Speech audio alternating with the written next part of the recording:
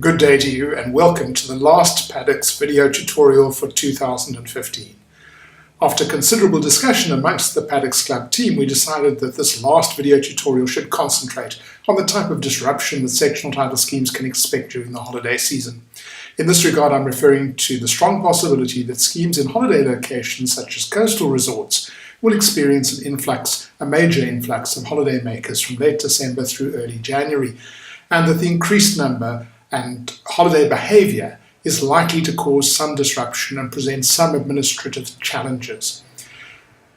There are a number of opposing principles at work here. In the first instance, owners and occupiers of sectional title units are obliged to use their sections and the common property in a way that does not unreasonably interfere with the rights of other owners and occupiers. In plain language, if you're present in a sectional title scheme, you must not unnecessarily and unreasonably disturb others. On the other hand, most sectional title schemes are high-density environments in which it is unreasonable to expect there will be no noise from others and that one will be unaware of sharing the common property with them.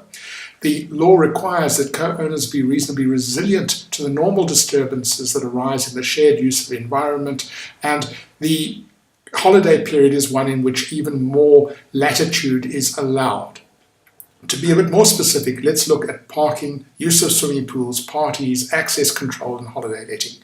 Parking, well, one can just assume that the visitors' parking bays will be in high demand during the holidays. Now is probably the time to make sure that no owners or tenants are habitually parking their extra vehicles in those bays, and perhaps to warn all occupiers that these bays need to be kept available for genuine visitors.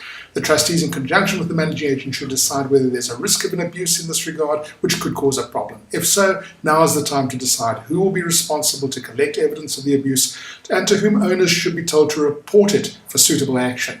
Not too many schemes take advantage of their right to have vehicles towed, but if this is an option that you're considering, now's the time to make arrangements with a towing company. As far as swimming pools are concerned, one can again expect heavy usage in the holiday season. Perhaps now is the time to make sure that there are suitable rules and notices in place that make it clear that swimming pool users aren't entitled to take glass bottles or containers into the pool area, and that skateboards and games involving hard balls are clearly prohibited. Anton has suggested that if a scheme expects very high pool usage by energetic youngsters, the trustees may consider hiring a lifeguard to control the activities and make sure that everyone remains safe. Apparently you can go to the nearest surf life-saving club and find suitable candidates for the position at a relatively good price, if that sounds sensible to you.